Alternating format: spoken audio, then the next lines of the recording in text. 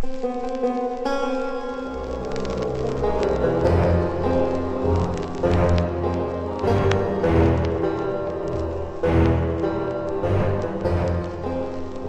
I was a young lad, there was a certain profession known as a GOTCHIEMAN. Now, a GOTCHIEMAN was a kind of watchman meets security guard who looked after buildings and construction sites from dusk to dawn to make sure that no equipment or materials was stolen. At a time when jobs were scarce, even a GOTCHIEMAN's employment was considered as bad as it could get. Sitting in his wooden hut all during the winter nights, and in front of him only a blazing brazier of red-hot coals to keep him company. There were many GOTCHIEMAN when I was growing up, and there was one GOTCHIEMAN that used to come to this pub, known by the name of GOTCHIEMAN Higgins. His wooden hut and his brazier, where he spent the long winter nights, was just down the road, next to the river. Now, what made GOTCHIEMAN Higgins different than all other GOTCHIEMAN was the fact that he never spoke to anyone. Night after night he would come into this very pub right before he began his shift, and he would have a pint of stout, and he would have to tolerate and deal with the besmirching looks and condescending remarks of the likes of the local pawnbroker Billy King, who sat down there in the corner in his tweed jacket, waving his cigar around all night like a frustrated conductor in front of an imaginary orchestra, boasting about his endless achievements and his political connections. While on the other end of the bar was Assumpta Ryan, a woman responsible for more celibacy than the entire Catholic Church put together, with her cheap imitation silk scarf holding a blonde wig atop of her head. The two of them constantly mocked, laughed and made fun of poor GOTCHIEMAN Higgins. Now, as I said, GOTCHIEMAN Higgins was very, very different than all the other GOTCHIEMAN. For inside him, he carried a complex world. He was a learned man, not being content with just sitting there all night in front of his brazier, considering his lowly status in society. GOTCHIEMAN Higgins would read books, and not just ordinary books. He read books on the stars. He could name every constellation in the sky. He read all the classics. And inside his mind contained more knowledge than all the professors at the university down the road.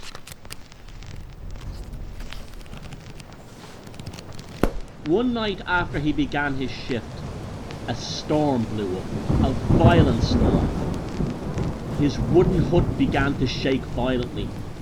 Stepping outside, he noticed that the water in the river was turbulent, like the waves in the ocean crashing. And with that, a sudden gust of wind blew his wooden hut away like a kite. "Ah, Jesus, damn it!" But things were to get worse. A second gust of wind knocked over his brazier, and all his coals fell down the embankment into the river and were extinguished one by one in a cloud of steam. Could this night get any worse? And with that he took up rosary beads, which for some inexplicable reason he kept in his pocket, and hurled them in anger into the river.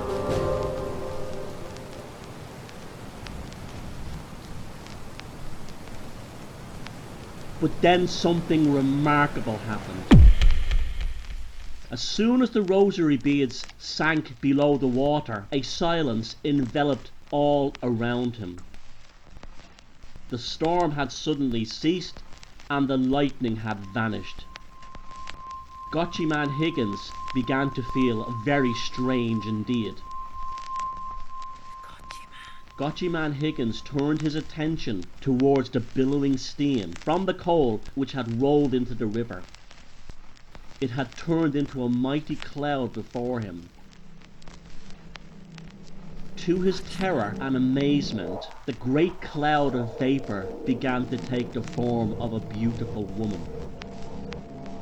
GOTCHIEMAN Higgins could not believe what he was seeing, as he cowered before this giant, beautiful shape. Then, with its arm outstretched and pointing towards GOTCHIEMAN Higgins, the great shape of the beautiful woman made of steam began to talk. GOTCHIEMAN Higgins, I am the ancient goddess of the river. You have invoked me during this night of the tempest. As a reward, I am telling you to become the man you are meant to be. The cloud of vapor vanished, and GOTCHIEMAN Higgins stood there with his mouth agape. With that, he walked down to this very pub. He forced the door open and came up to the bar and pointed towards Billy King and said, "You, Billy King, you have no right to laugh at me. I may be just a GOTCHIEMAN, but what are you? You prey as a pawnbroker upon the human misery of others." King sat there with his mouth open, couldn't believe that he was actually hearing these words coming from GOTCHIEMAN Higgins' mouth. And GOTCHIEMAN Higgins added to this by saying, "Oh, and by the way, that cigar you're constantly brandishing is a compensation for your lack of phallic prowess." King dropped the cigar into his pint, extinguishing it.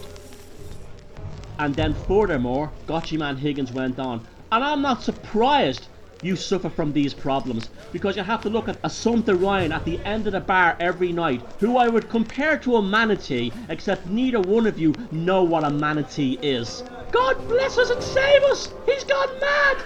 screamed Assumpta Ryan. And you know what else? My name Higgins translates from the old Irish as Viking. Yes, my ancestors were Vikings who came to this country and founded this city.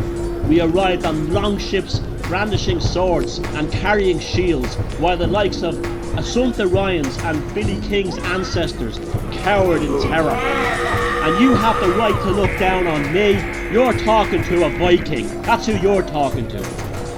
And the other side of my family, my mother's side of the family, their name was Umain. And you know where they came from? The Tuatha De Danann. Yes, I have the blood of warriors and gods inside me. What do you have inside you? Nothing. And that's why you are the way you are.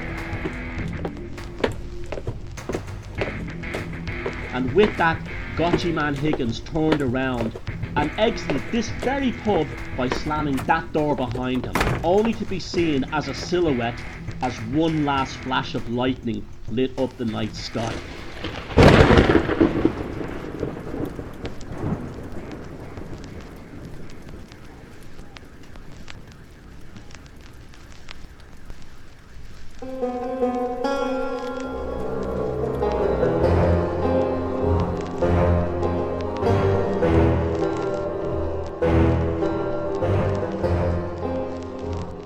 No one knew what became of GOTCHIEMAN Higgins. Some say that the final flash of lightning was the devil himself taking him to hell for his blasphemy of throwing the rosary beads into the river.